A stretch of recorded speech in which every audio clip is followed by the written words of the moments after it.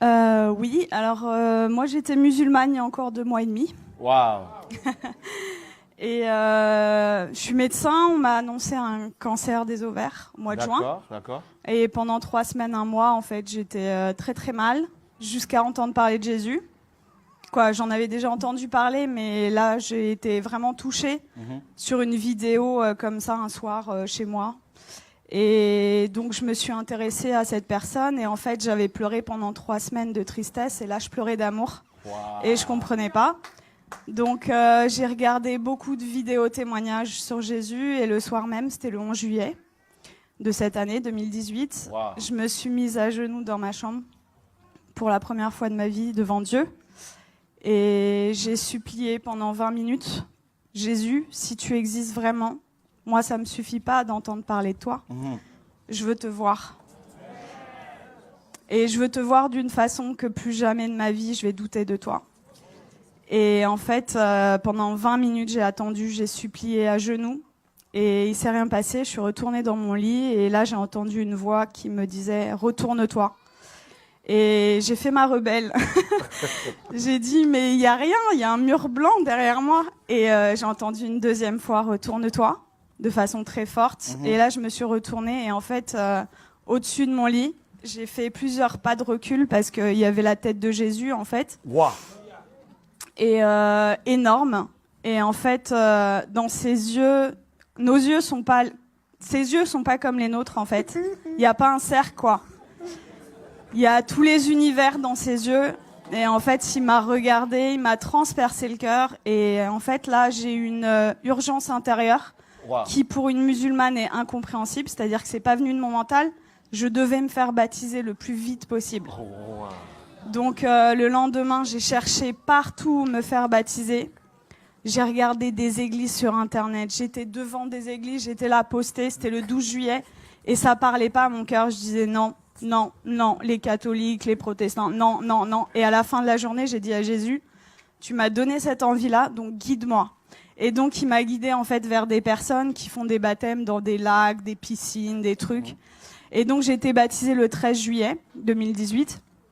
Et là, j'ai vraiment vu, parce que en fait, je suis médecin psychiatre, addictologue, et je croyais pas trop aux esprits, tout ça. Et là, j'ai vu des esprits sortir de moi, etc. Wow. Donc j'ai dit.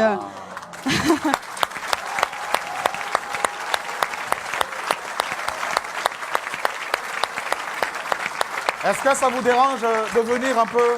Hein? Ça vous dérange de venir? De quoi? Est-ce que vous pouvez venir? C'est possible? Ah oui, je peux. Mais là, c'est... Quand on parle de Jésus ici, là... Wow! Jésus... Attends. Merveilleux, merveilleux, il est pour moi, tout-puissant, Créateur, prince de la paix, il me sauve, il me garde en lui à jamais. Merveilleux, mon sauveur, mon Dieu, mon Wow!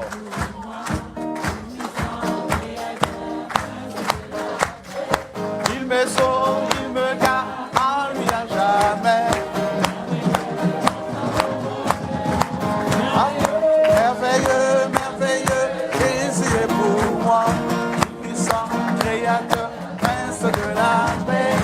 Il me sauve, il me garde en lui à jamais. Merveilleux, Merveilleux, Jésus est pour moi, tout-puissant, créateur, prince de la paix. il me sauve, il me garde en lui à jamais. Merveilleux, mon sauveur, mon Dieu, mon roi. Merveilleux, merveilleux, Jésus est pour moi, tout-puissant, créateur, prince de la paix. Il me sauve, il me garde en lui à jamais. Merveilleux, mon sauveur, mon Dieu, mon roi.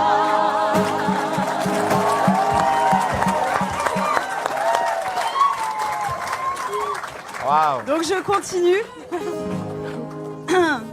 Donc là, j'ai vu des esprits sortir de moi et je rentre chez moi, c'était le 13 juillet. Et là, dans mon lit, je commence à parler une langue où je comprenais rien. Et là, je dis, mais qu'est-ce que c'est que ça? Et en fait, on m'a dit après, c'est du parler en langue. Mais chez les musulmans, ça n'existe pas. Donc moi, j'avais jamais entendu parler du parler en langue. Et ça a duré 3/4 d'heure, 1 heure. J'ai parlé une langue où je comprenais 0 mot. Et en fait, j'ai senti une énergie remonter de mon ventre. Et je prenais comme ça. Et je jetais, en fait. Ça a duré 3/4 d'heure, 1 heure. Et là, au bout de 3/4 d'heure, 1 heure, j'ai arrêté de parler. Et j'avais des douleurs depuis 4 ans, tous les jours. Et là, pour la première fois depuis 4 ans, plus aucune douleur.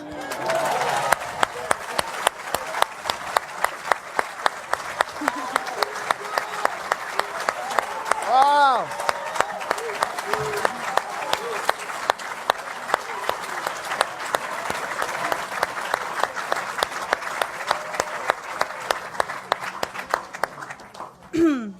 Et donc là, j'ai dit, ok, je suis guérie, c'est bon. J'ai pris rendez-vous chez mon gynéco le 17 juillet. Et j'arrive et je lui montre les examens complémentaires, les marqueurs tumoraux, l'IRM pelvienne. Et il me dit, bon, écoutez, alors c'est une maladie très sévère. On va opérer, on va faire un traitement, etc. Et là, je le regarde avec le sourire et je lui dis, vous savez pas ce que je vais vous dire? Je suis guérie. Et là... Et là, il me dit, comment ça, je comprends pas. Il m'a écouté quand même parce que je suis médecin, j'ai un cabinet juste à côté de chez lui, quoi. Donc il savait que c'était pas n'importe, voilà. Et là, je lui dis, mais en fait, je suis guérie. Et il me dit, bon, parce que le déni en médecine, ça existe beaucoup. Il me dit, bon, allez, on va faire l'échographie. Et en fait, là, il me fait l'échographie et il était bouche bée. Donc, en fait, il passe sur l'ovaire gauche. Là, il me dit au ralenti, ovaire gauche normal. Et après, il passe sur l'ovaire droit et il me dit, ah, il y a 2 images. Je dis, ouais. Et il me dit, ah, mais attendez, c'est des follicules de maturation. Donc, en fait, les follicules de maturation, c'est ce qui donne les ovules. Et moi, je n'en avais plus. Donc, en fait, là, mes ovaires étaient morts et ils sont revenus à la vie. Oh.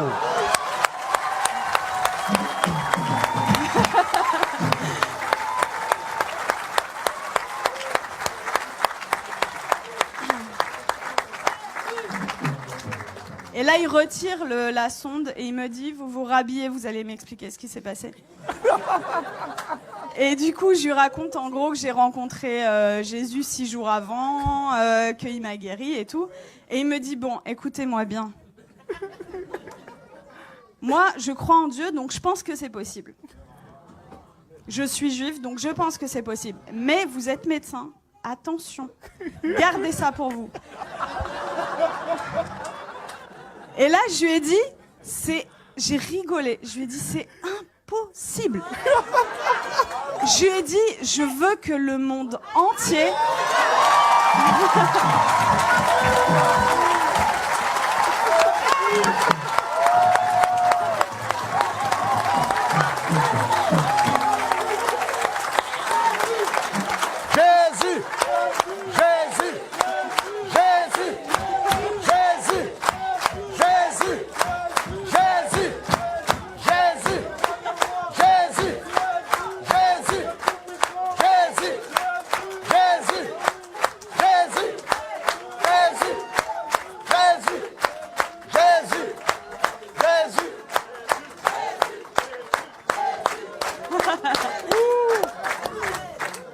Je lui ai dit, je veux que le monde entier sache que Jésus est vivant.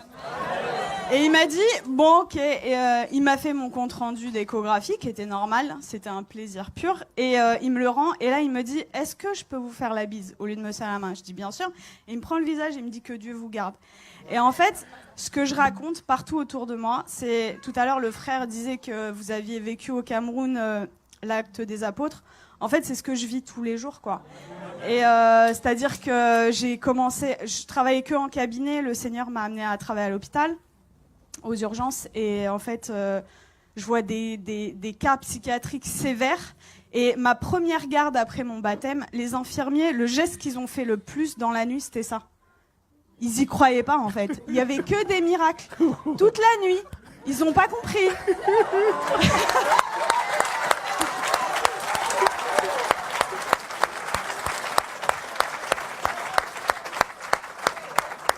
Et en fait, partout où je vais, partout où le Seigneur donc est avec moi, il se passe des miracles. Et c'est ce que je dis, en fait. Moi, ça fait que 2 mois et demi que je suis chrétienne. Et je vois les frères et sœurs, ils osent pas parler de Jésus. Ils ont limite honte de lui. Je dis, mais oh! Moi, je vais au salon de coiffure, il y a des coiffeuses qui sont guéries. Je vais à la boulangerie, à la boulangère.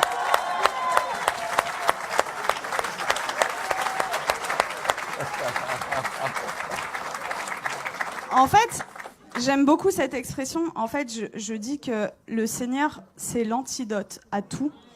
Et le monde entier a le poison. C'est-à-dire qu'ils ne connaissent pas Jésus. Moi, j'ai 33 ans. J'ai attendu 33 ans pour qu'on me parle de Jésus. Mais attendez, mais moi, j'aurais voulu que quelqu'un vienne me parler de Jésus. Vienne me dire, mais attends, la solution à tous tes problèmes, ton malheur et tout, c'est Jésus la solution. Mais personne autour de moi. J'avais aucun chrétien autour de moi. Donc, dans ma famille, ils sont tous musulmans et quelques personnes athées. Et en fait, ils comprennent pas du tout ce qui se passe. Mais juste, je voulais vous dire que je vis des miracles tous les jours. Tous les jours, c'est des prodiges de Dieu. Je vais vous raconter juste, il y a quelques jours, ce qui s'est passé parce que je dois choisir et je peux pas tout vous raconter. Donc, il y a ma famille qui était en Algérie pendant tout l'été. Ils sont rentrés et il y a mon oncle, en fait. Il a de l'arthrose sévère au genou. Et je suis arrivée, j'ai raconté ce qui s'était passé cet été et ils m'ont dit « Ouais, c'est bon, t'arrêtes de nous parler de Jésus. » Déjà, ils ont été tolérants, ils ont accepté d'écouter. Et là, je vois en fait mon oncle, il boite, il a de l'arthrose. Et là, je lui dis « Tonton, est-ce que je peux prier pour toi ?» Il me dit non. Et ma tante, elle lui dit bah, « Pourquoi? Qu'est-ce que t'as à perdre? On va voir si ce qu'elle dit est vrai. » Je dis « Ok. » Et là, le Seigneur m'a donné le verset, vous savez, où il ressuscite une femme et il fait sortir tout le monde, en fait. Donc, en fait, j'ai pris mon oncle, je l'ai sorti du salon et j'ai prié pour lui. Et en fait, je lui dis, t'as mal à combien? Il me dit à 7 sur 10. Il boitait. Et donc, je prie le Seigneur et le Seigneur le guérit. Il me dit, mais j'ai plus mal du tout. Et là, il commence à courir dans toute la maison.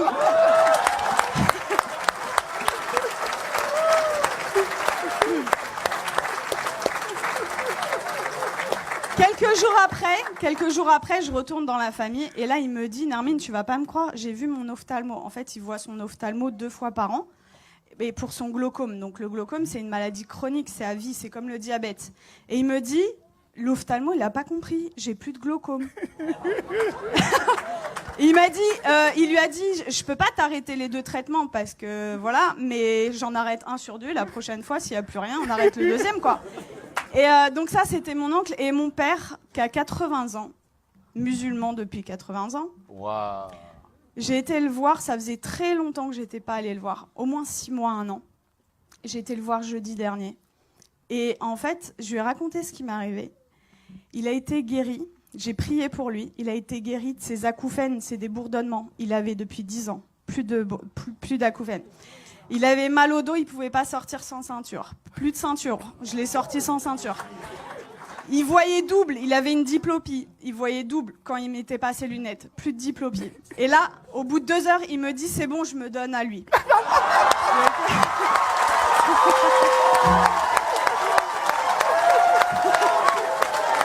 Jésus.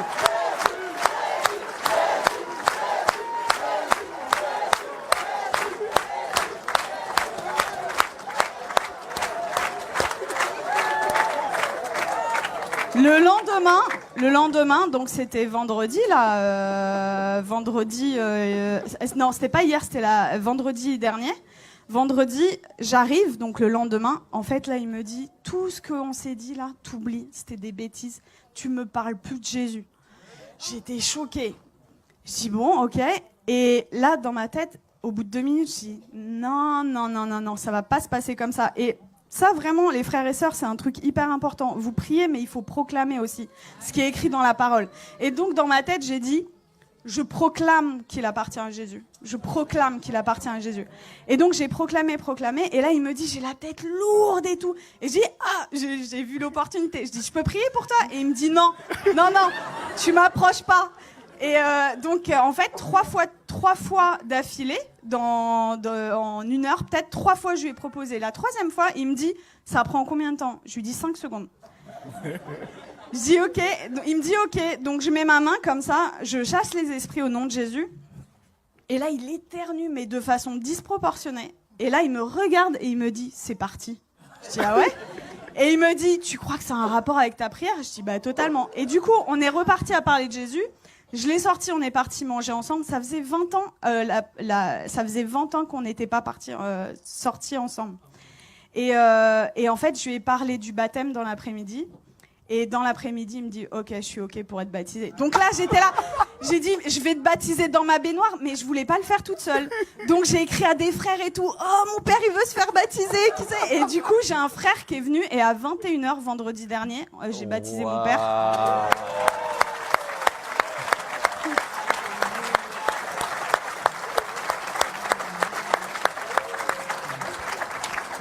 Et voilà, pour vraiment vous dire que rien n'est impossible. Il a 80 ans, il est musulman, jamais. Alors, après ma conversion, le Seigneur m'avait donné une vision où je baptisais mon père. Je disais, ok, Seigneur, mais waouh.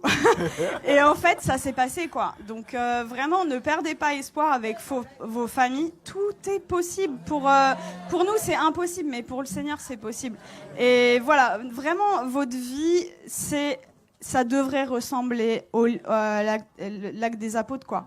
Donc vraiment, n'ayez pas honte de parler de Jésus. Qu'est-ce que ça va vous coûter? Vous passez à la boulangerie. Vous savez, moi, je suis dans ma voiture et même sur le périph', j'ai des gens, en fait, je loue le Seigneur. J'ai effacé toutes mes musiques du monde, là, et j'ai mis des louanges. Et donc, je chante et tout. Et même sur le périph', il y a des gens, ils passent sur le périph', ils me font comme ça. Et moi, j'ouvre ma fenêtre et je leur dis, Jésus, Jésus est la réponse.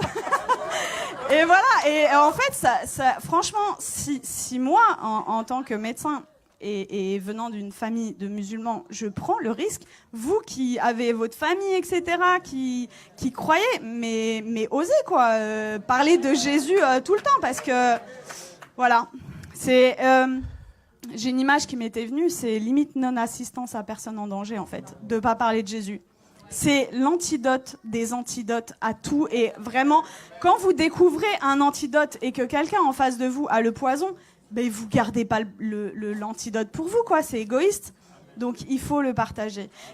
Wow. Voilà. Et tout à l'heure, je suis arrivée, j'ai parlé avec Laurent et ça m'a beaucoup touchée parce que quand j'étais petite, en fait, quand on me demandait quel métier tu veux faire, je disais Mère Teresa. Et dans une famille musulmane, vous imaginez, et ils m'ont dit non, ça va pas être possible. Non, tu vas changer, tu changes. Et du coup, j'ai dit bon bah ok, je veux être médecin. Et en fait, c'est incroyable comment le Seigneur, il est en train d'organiser les choses. Et du coup, quand Laurent m'a parlé d'orphelinat tout à l'heure, je sens que j'ai un appel fort Amen. Pour ça. Et voilà, on verra comment le Seigneur fait les choses. Mais voilà, Dieu vous aime beaucoup et croyez. Alléluia.